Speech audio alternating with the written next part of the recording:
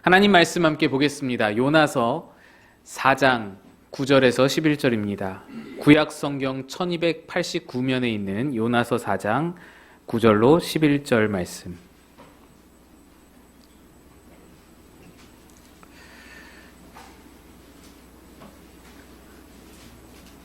요나서 4장 9에서 11절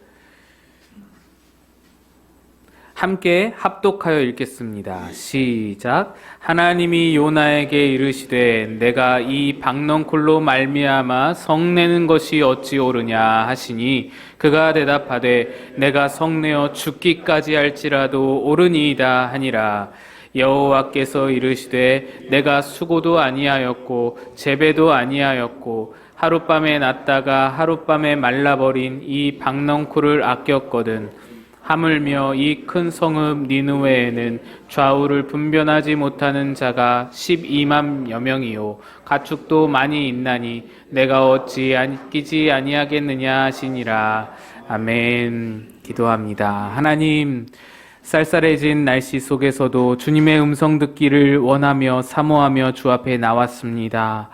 오늘도 우리에게 합당한, 우리에게 적절한 오늘의 말씀을 허락하여 주옵소서. 말씀으로 목마른 영혼, 무뎌진 영혼, 쓰러진 영혼 모두 다 소생하는 놀라운 은혜를 얻게 하여 주옵소서. 전하는 자 감추시고 주의 은혜만 바라오며 예수님의 이름으로 기도합니다. 아멘. 사람이 심한 정신적 스트레스를 받다 보면은 복통이 일어나는 경우가 있다고 합니다. 저희 집 아들들이 그랬는데요. 아침에 학교를 가고자 하면은 그렇게 배가 아프다고 난리였습니다. 셋이 다 그런 경험이 있었는데 제가 볼 때는 학교 가기 싫어서 꾀병 부리는구나. 그 맨날 배 아프다고 뭐 화장실 들락거리다가 지각하고 또 차로 데려다 줘야 하고 뭐 이런 상황들이 발생하니까 꾀병이구나 생각을 했는데 나중에 얘기를 들어보니 진짜로 아팠다는 것을 알게 됐습니다. 그러니까 이 스트레스를 많이 이 학교 가서 이렇게 생활할 게 긴장이 되고 스트레스를 받다 보니 배가 진짜로 아픈 겁니다. 그런데 우리나라 속담에 사촌이 땅을 사면 배가 아프다는 말이 있지 않습니까? 사촌에게 기쁜 일이 생겼는데, 좋은 일이 생겼는데 왜 내 배가 아픕니까? 이것도 진짜로 아프다는 얘기인데, 기쁜 일에 대해서 잠깐 동안 시기하고 좀 질투하는 마음이 있다가 사라지는 것 정도가 아니라 극심한 스트레스를 받다 보니 그 스트레스가 육체적 어떤 현상으로, 배가 아파오는 현상으로 나타난다는 것이죠. 이 속담이 언제부터 누구에게부터 시작되었는지는 잘 모르지만 오래전부터 이 속담이 있었던 것은 분명한데, 문화가 바뀌며 세대가 바뀌어도 많은 사람들에게 아직도 공감을 일으키고 많은 사람들이 아직도 활용하는 것을 보면 참 많은 사람들이 이 속담의 마음을 가지고 있구나 생각을 하게 됩니다. 우리에게도 다 이 마음이 있는 겁니다. 저에게도 이런 경우를 가끔 보게 되는데요. 요즘에 프로야구 한국 시리즈가 한창 진행되고 있습니다. 한국 시리즈는 한 해 프로야구의 챔피언을 결정하는 그런 시리즈 대회인데, 올해 이 한국 시리즈에 LG 트윈스라는 팀이 올라와서 경기를 하고 있습니다. 그 모습을 잠깐 중계 화면을 보면서 예전에 친구와 있었던 에피소드가 하나 생각이 났는데요.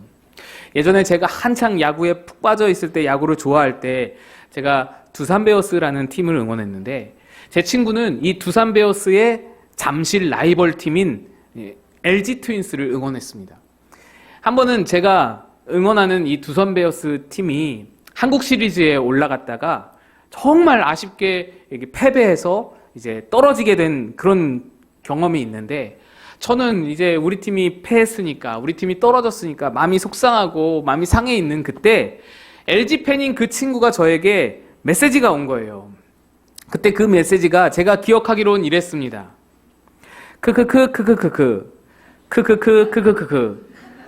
나는 LG가 우승하는 것보다 두산이 떨어질 때가 그렇게 좋더라. 제가 이 메시지가 잊혀지지가 않습니다. 저는 그 친구의 메시지를 보면서 뭐 이런 수준 낮은 녀석이 다 있냐면서 막 화를 냈었는데, 나는 그렇지 않다고 생각했어요. 나는 수준이 높아서 나는 사람의 슬픔을 함께 슬퍼하고 기뻐하면 함께 기뻐할 수 있지 저런 수준 낮은 녀석과 다르다라고 생각을 했는데 그게 아님이 최근에 밝혀졌습니다. 이번에 LG팀이 한국 시리즈를 치르고 있는데 제가 그때 그 친구의 조롱이 떠오르면서 이 중계를 보면서 그 친구의 조롱이 딱 떠오르는 거예요. 그러면서 제 마음속에 LG가 졌으면 좋겠다 하는 마음이 드는 겁니다. LG가 우승하는 게 보기가 싫은 겁니다. 그동안 제가 수준 높았다고 생각했던 것은 LG팀이 한국 시리즈에 진출을 못했기 때문에 제가 제 본성을 드러낼 기회가 없었던 것이었고 이제 LG팀이 딱 올라와 보니 저도 그 친구와 똑같은 마음을 갖고 있는 걸 발견하게 되는 겁니다. 내 응원하는 팀이 떨어져서 성적 나쁜 것보다 저 팀이 우승하는 건 못 보겠다. 더 싫은 거예요, 그게. 그런 마음. 똑같은 수준의 마음인 것이죠. 참 희한하죠. 사람 심리가 이렇구나. 야구 중계 보면서 그런 것을 다 느꼈습니다. 그런데 성경에도 이런 마음의 사람이 등장합니다. 오늘 본문은 요나 선지자의 이야기입니다. 얼마 전에 이 같은 본문을 가지고 이성훈 목사님께서 은혜 아니면이란 제목으로 말씀을 전해 주셨는데요. 그 설교를 좀 더 강화하면서 우리 홈커밍 데이를 준비하고자 같은 본문으로 설교를 준비했습니다. 요나서는 성경에서 선지서로 분류가 됩니다. 그런데 보통 선지서들과는 좀 다른 큰 차이점을 요나서가 가지고 있습니다. 보통 선지서들은 예언자가 하나님께 말씀을 받아서 그 말씀을 선포합니다. 그래서 그 선포된 말씀이 수록된 것이 선지서입니다. 그래서 죄다 모든 선지서의 대부분의 공통점이 하나님의 말씀, 그 예언자가 선포한 하나님의 말씀이 수록되어 있어서 어렵습니다. 해석이 난해하고요. 하나님의 말씀이 암시와 그런 어떤 그 비유를 담고 있기 때문에 굉장히 어렵습니다. 그래서 따분하고 읽기에 지치고 그런데 요나서는 그렇지 않잖아요. 요나서는 재밌는 스토리고 이야기입니다. 요나서에는 예언의 말씀이 거의 담겨 있지 않은 것입니다. 요나서에서는 이 요나가 하나님의 말씀을 선포하는 그 말씀이 딱 한마디 담겨 있는데 뭐냐면 40일이 지나면 니느웨가 무너지리라. 요 한마디. 히브리어 5단어 요 한마디만이 하나님이 요나에게 주셔서 선포한 말씀 딱 그거이고요. 나머지는 다 요나 이야기입니다. 그래서 요나서는 요나가 전한 예언자가 전한 하나님의 말씀이 수록된 게 아니라 문제투성이 요나를 가르치시고 이끄시는 하나님의 이야기, 하나님의 대화, 하나님의 말씀 이야기로 채워져 있는 책입니다. 요나가 왜 문제투성이냐? 우리가 잘 알잖아요. 하나님이 명령하셨는데 순종하지 않고 불순종해서 도망했습니다. 근데 불순종해서 도망한 것도 문제긴 하지만 더 큰 문제가 있습니다. 하나님께 대들면서 화를 낸다는 거죠. 그런 선지자가 없었는데 이 요나가 그런단 말이죠. 요나는 2번이나 하나님께 화를 내는데요. 보통 화내는 정도가 아니라 자기를 죽여달라고, 나 없애달라고, 나 이제 끝내달라고 하나님께 대들면서 화를 2번이나 냅니다. 물론 다른 성경 인물들 중에서도 하나님께 화를 내는 경우가 종종 있습니다. 또 화내면서 자기를 이제 끝내달라고, 나 죽여달라고 하는 경우도 있습니다. 엘리야 같은 경우도 그렇죠. 그런데 요나처럼 각기 다른 일로 2번씩이나 연거푸 하나님께 화를 내면서 자기를 죽여달라고 이렇게 대드는 인물은 그 어디에도 없습니다. 하나님께 불순종해서 도망가는데 그치지 않고 하나님께 화를 내고 2번이나 연거푸 화를 내는 이 요나. 여러분, 이 요나에게는 뭔가 문제가 있는 겁니다. 고레베스에서 회개하고 돌아왔다는데 그건 회개가 아니었던 거예요. 회개했으면 하나님께 화낼 일이 없죠. 하나님 앞에 순종해야죠. 하나님 뜻에 굴복해야죠. 근데 회개했어도 계속해서 화를 내는 건 여전히 그 문제가 풀리지 않는다라는 것이죠. 요나에게 문제가 있는 겁니다. 이 요나가 왜 그렇게 하나님께 화를 냈는지 그 이유를 좀 살펴보고자 합니다. 요나의 처음부터의 이야기는 여러분 다 잘 아시죠. 하나님이 요나에게 걸어서 갈 수 있는 동쪽에 있는 니느웨 땅으로 가라라고 명령하시는데 요나는 정반대로 세상의 서쪽 끝이라고 할 수 있는 땅의 모든 지구의 서쪽 끝이라고 불리우는 그 스페인 다시스로 배를 타고 갑니다. 바닷길로 갑니다. 그러니까 완전 반대로 가는 거예요. 방향도 반대, 육로로 가라고 했는데 바닷길로 가고 완전 반대로 가는 겁니다. 그러다가 폭풍을 만나서 바다에 던져지고 고래 뱃속에 들어가서 거기서 뉘우치고 이제 억지로 끌려가다시피 니느웨로 돌아가죠. 그렇게 니느웨에 도착한 요나는 하나님이 말씀하신 대로 하나님이 당신들 심판하십니다 라고 메시지를 전하는데 그것도 전혀 성의껏 전하지 않습니다. 3일 길을 다녀야 할 니느웨 성읍을 하루 만에 돌면서 그냥 대충 전하는 겁니다.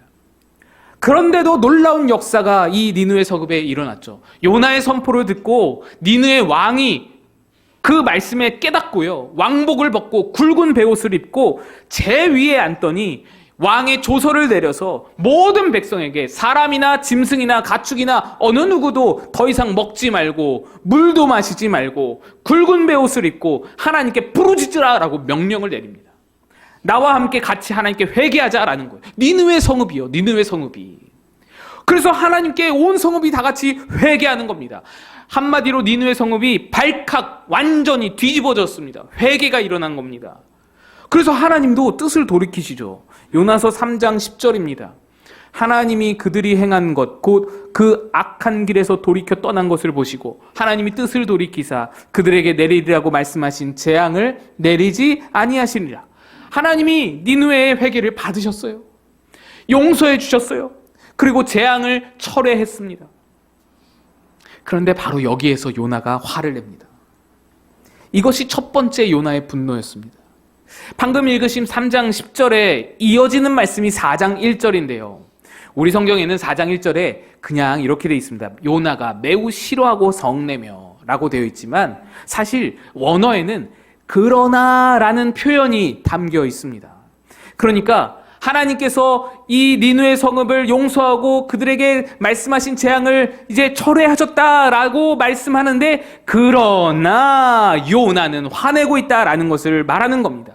이 그러나가 굉장히 중요한 역할을 하는 거예요. 3장 10절에서 하나님의 용서와 4장 1절에서의 요나의 분노를 연결시켜 주면서 이것이 극명하게 대비되고 있음을 보여주는 그러나인 것입니다.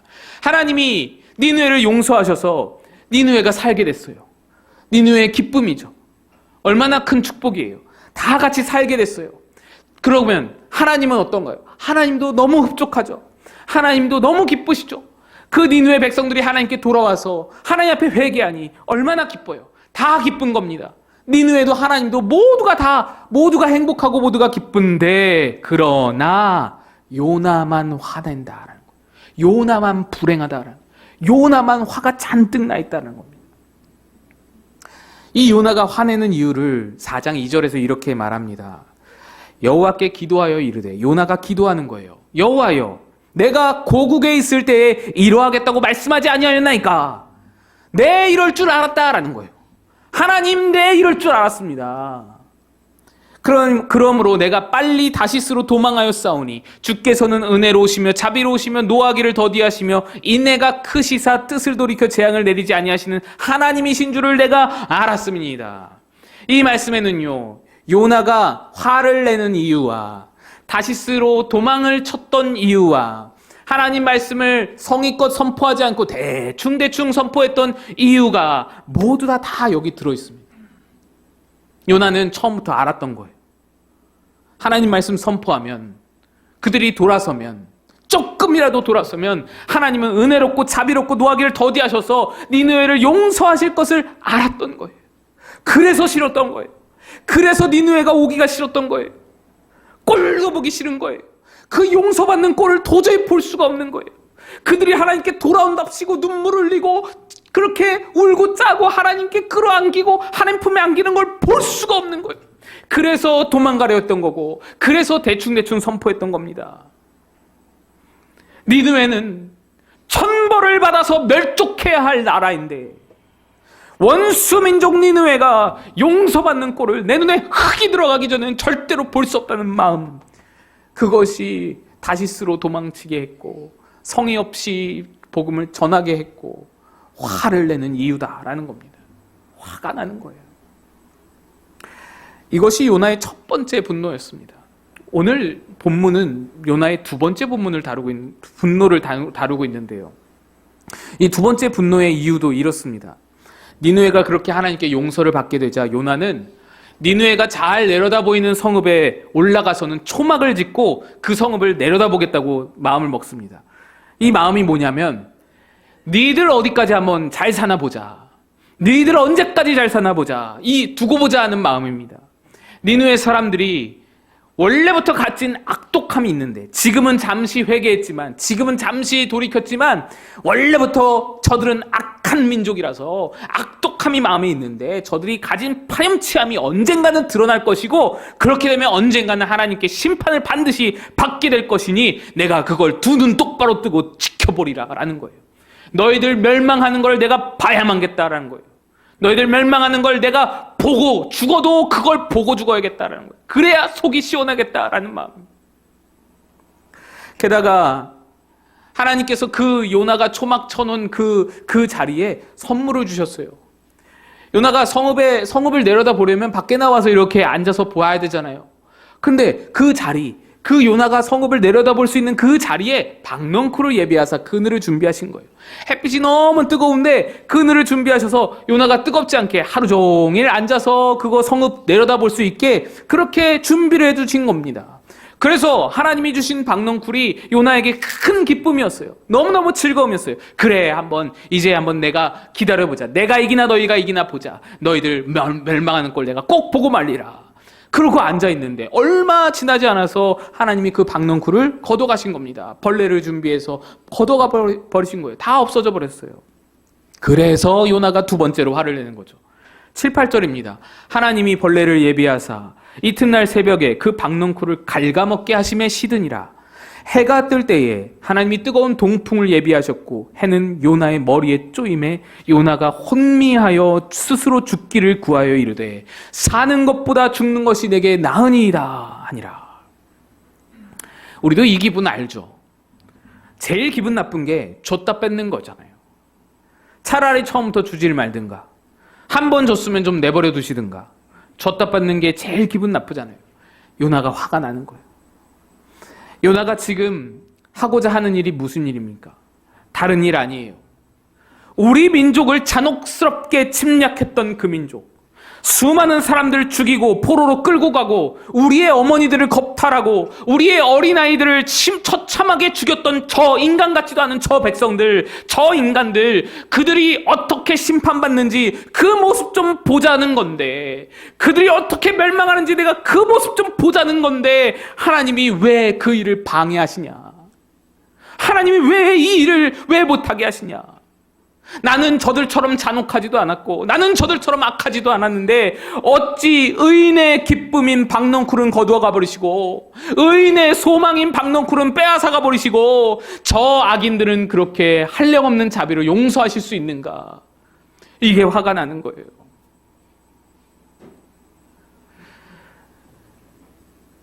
그런데 여러분, 요나가 분노하는 근본적인 이유가 무엇이겠습니까? 요나가 진짜로 박넝쿨 하나 때문에 화가 날까요? 악독한 니느웨 때문에 화가 나는 것일까요? 보다 근원적인 문제가 요나에게 있었습니다. 사실 이 요나 이야기와 맥락상 똑같은 이야기가 신약에도 있습니다. 잘 아시는 탕자 이야기입니다. 등장인물들이 이 똑같이 대칭이 되거든요. 요나 이야기의 하나님 역할이 탕자 이야기의 아버지입니다. 요나 이야기의 니느웨 역할이 탕자 이야기의 탕자입니다. 요나 이야기의 요나 역할이 탕자 이야기의 맏아들로 대칭이 되는 겁니다. 똑같이 대칭이 됩니다. 그런데 여러분, 이 탕자 이야기 여러분 잘 아시니까요. 이 탕자 이야기에서 둘째가 돌아왔는데 맏아들이 화를 내면서 잔치에 들어가지 않죠. 그때 그 맏아들의 근원적인 문제가 무엇입니까? 동생을 사랑하지 못하는 형의 그 문제입니까? 동생이 돌아왔는데 품어주지 못한 옹색한 마음 때문입니까? 아니에요. 맏아들의 가장 근원적인 문제는 아버지의 마음을 모른다는 겁니다. 아버지의 마음과 함께 있지 못하다는 겁니다. 동생을 하염없이 목이 빠지게 기다렸던 아버지의 그 마음, 떠난 동생을 기다리느라 하루 종일 바깥에 앉아서 동생이 오나 어디 오나 계속해서 바라봤던 그 아버지의 마음, 동생에 대한 걱정으로 몇 날 며칠을 뜬 눈으로 지새우면서 잠을 설치면서 그렇게 애달프게 동생을 기다렸던 마음, 동생이 돌아올 때 저 상거가 먼데 저 멀리서부터 오는 동생을 알아보고 버선발로 나아가서 목을 끌어안고 그 동생을 위하여서 기뻐하는 아버지의 마음, 그 마음을 맏아들은 전혀 함께하지 못한, 조금도 이해를 못하는, 조금도 같이 나누지 못하는 거예요. 그 마음을 알지 못하니 화가 나는 거예요. 그러면 똑같이 대꾸를 이루는 요나의 문제가 무엇입니까? 요나도 똑같이 하나님의 마음과 상관없는 사로 있는 겁니다.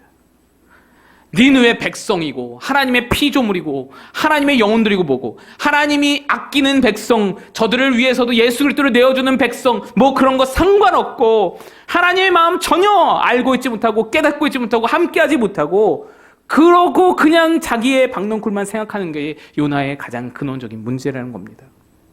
우리 10절 11절 함께 읽어보겠습니다. 함께 읽습니다. 시작. 여호와께서 이르시되 내가 수고도 아니하였고 재배도 아니하였고 하룻밤에 났다가 하룻밤에 말라버린 이 박넝쿨을 아꼈거든. 하물며 이 큰 성읍 니느웨에는 좌우를 분별하지 못하는 자가 12만여 명이요 가축도 많이 있나니 내가 어찌 아끼지 아니하겠느냐 하시니라. 여기서 요나가 박넝쿨을 아꼈다라고 되어 있고 하나님이 니느웨 12만 명과 가축들을 아꼈다라고 되어 있는데, 이 아끼다라는 말의 원어는 후스라는 단어로 무엇으로 인해 눈물을 흘리다라는 뜻으로 번역됩니다. 무엇으로 인해 눈물을 흘리다. 그러니까 눈물 날 정도로 그것에 마음을 쏟았다는 이야기입니다. 요나는 무엇에 마음을 쏟았습니까? 자기 머리에 해를 가려줄 그 박넝쿨 때문에 마음을 쏟으면서 눈물을 흘릴 정도로, 그것 때문에 기뻐하여 눈물을 흘리고 그것 때문에 슬퍼하여 눈물을 흘릴 정도로 그렇게 마음을 박넝쿨에 쏟고 있을 그때에 하나님은 무엇에 마음을 쏟고 있습니까? 좌우를 분별하지 못하는 12만 명의 영혼들 때문에 애달프게 눈물을 쏟고 있으며 그들에게 마음을 쏟고 계셨다는 겁니다.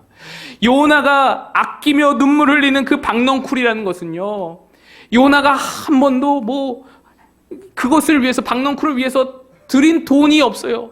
그걸 위해서 투자한 시간이 없습니다. 자기가 심은 것도 아니고요, 자기가 물을 줘본 적도 없고요, 아무 노력 없이 공짜로 받았던 것인데, 그런데도 그렇게 마음을 쏟고 눈물을 흘릴 정도로 그렇게 애지중지하던 박넝쿨인데, 하나님이 지금 눈물을 흘리시는 12만 명의 영혼은 어떻습니까?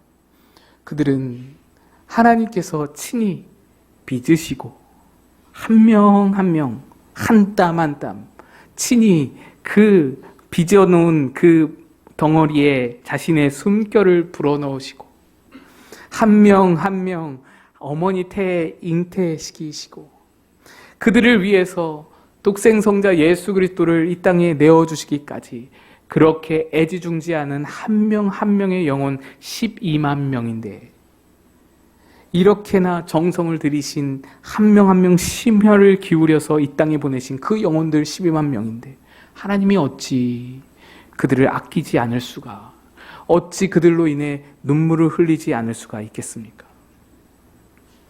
이런 하나님의 마음인데도 요나는 뭐라고 합니까? 9절입니다. 하나님이 요나에게 이르시되 내가 이 박넝쿨로 말미암아 성내는 것이 어찌 옳으냐 하시니 그가 대답하되 내가 성내어 죽기까지 할지라도 옳으니이다. 요나는 이런 하나님의 마음을 차단해 완전히 외면합니다. 오로지 자기 박넝쿨만 생각합니다. 오로지 자기 박넝쿨만 바라보느라고 거기에 몰입해 있고 그것 때문에 화가 난 그 분노에 휘감겨 있어서 하나님의 마음이 들리지가 않고 보이지가 않고 완전히 가려져 있습니다. 박넝쿨에만 집중하고 박넝쿨에만 바라보고 있는 거예요. 박넝쿨로 인해 기뻐했다가 박넝쿨로 인해서 화냈다가 하고 있는 겁니다. 그러면서 하나님이 묻습니다. 너 성내는 게 옳으냐? 너 박넝쿨과 12만 명의 영혼이 비교가 되느냐? 옳으냐? 물으시니 요나가 뭐라고 대답하나요? 내가 성내어 죽기까지 할지라도 옳습니다. 이를 악물면서 반항하는 거예요. 분노를 터뜨리는 거예요. 요나의 마음에는 하나님의 마음도 12만 명의 영혼도 아무것도 없고 오직 자기 안위, 오직 자기 편안함, 오직 자기의 복수, 자기가 싫어하는, 내가 싫어하는, 혐오하는 저 민족들 멸망하는 거, 내 원수의 멸망, 오직 자기 위주의 생각밖에는 없는 겁니다. 하나님의 마음이 들어갈 자리가 없는, 공짜로 얻은 박넝쿨과 하나님이 정성 들여서 이 땅에 보내신 12만 명의 영혼을 저울로 달아볼 때 요나의 마음속에는 박넝쿨이 훨씬 무거운 거예요. 이게 훨씬 중요한 거예요. 여러분, 이게 요나의 마음이었습니다. 그런데 요나만이 아니죠. 요나는 사실 우리 전부를 대표하는 인물입니다. 모든 인류를 대표하는 그런 성경 인물이라고 할 수 있습니다. 여러분, 지금 이스라엘 하마스 전쟁을 보세요. 그들에게는 영혼의 무게랄 것이 없습니다. 그들에게는 영혼의 가치가 없습니다. 하나님의 마음, 그런 거 아무것도 중요하지가 않습니다. 영혼보다 중요한 것이 정치고, 영혼보다 중요한 것이 보복이고, 영혼보다 중요한 것이 명분입니다. 자기 정치적인 어떤 위신이고요, 권위이고요, 경쟁이고요.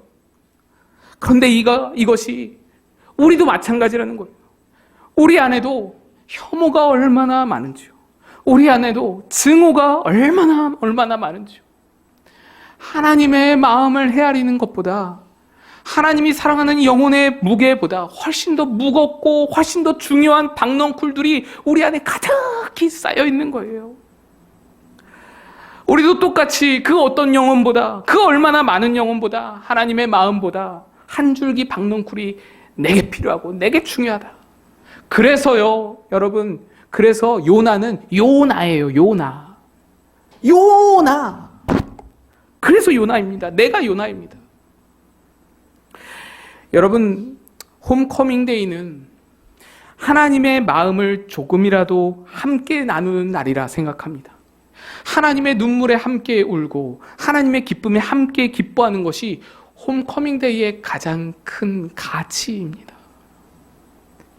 우리가 지난 한 주간 영혼들을 위해서 기도하는 시간을 가졌는데, 정해진 시간이 이제 끝났다고 이제 기도 안 해도 되는구나. 아닙니다. 이제는 초청하실 작정하신 영혼들에게 연락도 하시면서 수시로 기도하시라고 기도 시간을 마친 것뿐이지 기도가 끝난 건 아닙니다. 그래서 이번 한 주간은 우리 연락하면서 기도하면서 그렇게 보내야 합니다. 하나님의 마음을 우리 안에 품고. 개그맨 이성미 권사님의 이야기입니다. 이성미 권사님은 30세 젊은 나이에 미혼모가 되면서 심한 어려움을 만났습니다. 여러분 아시는 분 계실지 모르겠지만 가수 김학래 씨라는 분이 이 개그맨 이성미 씨와 이제 아이를 임신했는데 그냥 남자분이 도망을 가서 미혼모로 아이를 키우게 된 겁니다.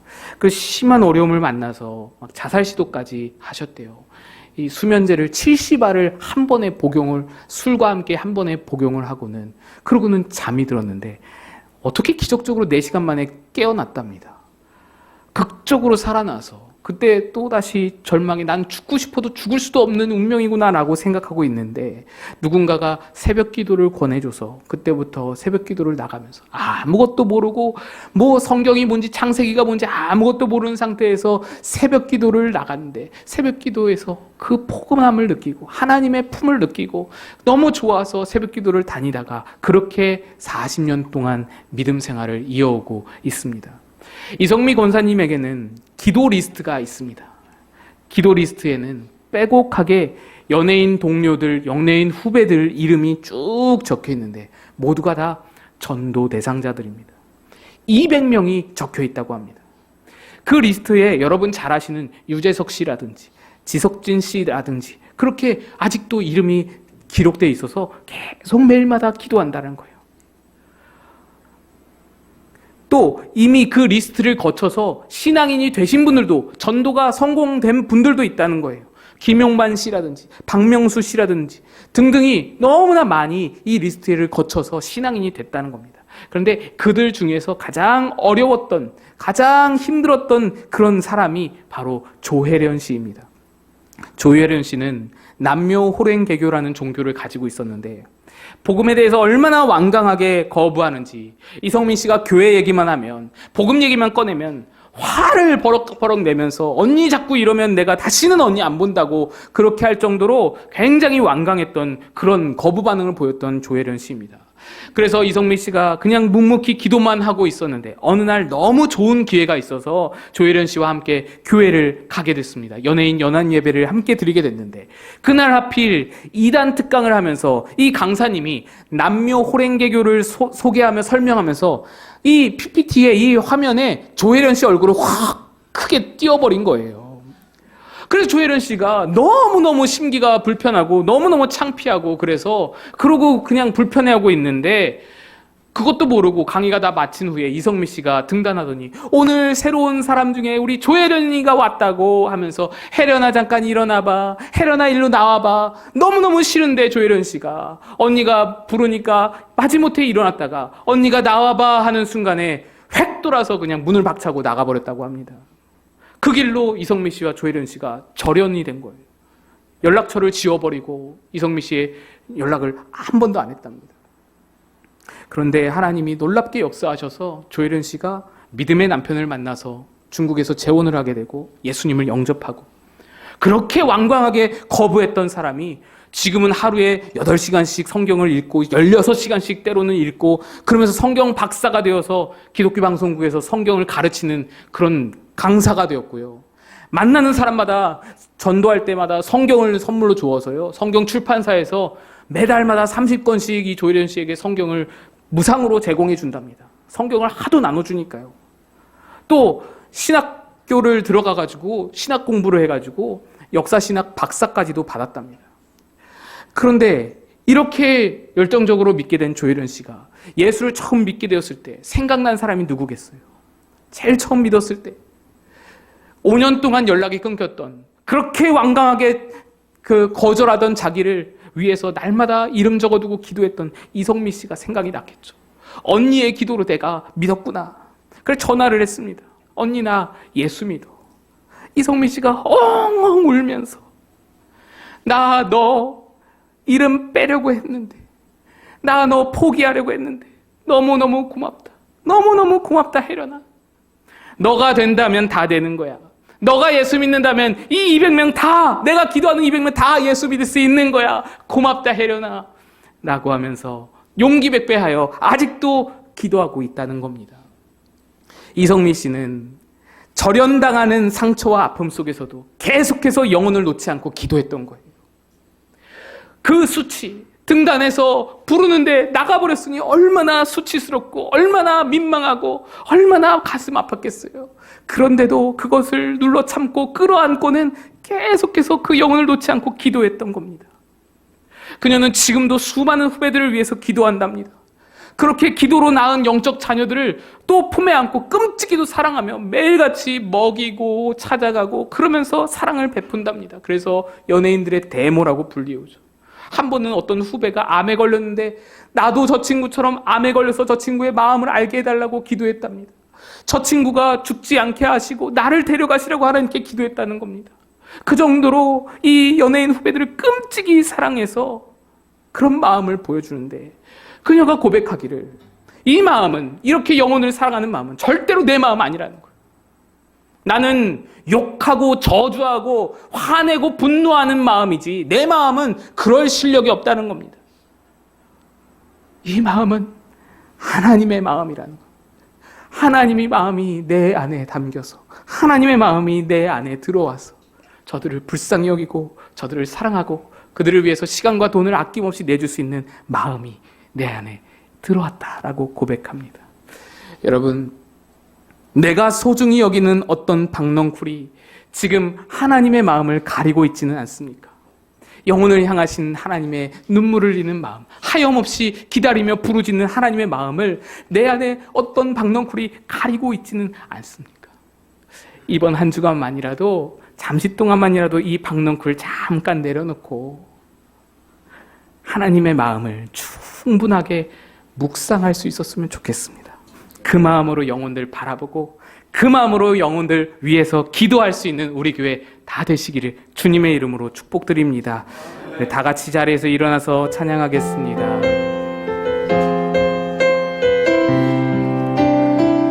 아버지, 당신의 마음이 있는 곳에 나의 마음이 있기를 원해요. 아버지, 당신의 눈물이 고인 곳에 나의 눈물이 고이길 원해요. 아버지, 당신이 바라보는 영혼에게 나의 두 눈이 향하길 원해요. 아버지, 당신이 울고 있는 어두운 땅에 나의 두 발이 향하길 원해요. 나의 마음이 아버지의 마음 알아. 내 모든 뜻 아버지의 뜻이 될 수 있기를 나의 온 몸이 아버지의 마음 알아. 내 모든 삶 당신의 삶 되기를. 아버지, 당신의 마음이 있는 곳에 나의 마음이 있기를 원해요. 아버지, 당신의 눈물이 고인 곳에 나의 눈물이 고이길 원해요. 아버지, 당신이 바라보는 영혼에게 나의 두 눈이 향하길 원해요. 아버지, 당신이 울고 있는 어두운 땅에 나의 두 발이 향하길 원해요. 나의 마음이 아버지의 마음 알아. 내 모든 뜻 아버지의 뜻이 될 수 있기를. 나의 온 몸이 아버지의 마음 알아. 내 모든 삶 당신의 삶 되기를.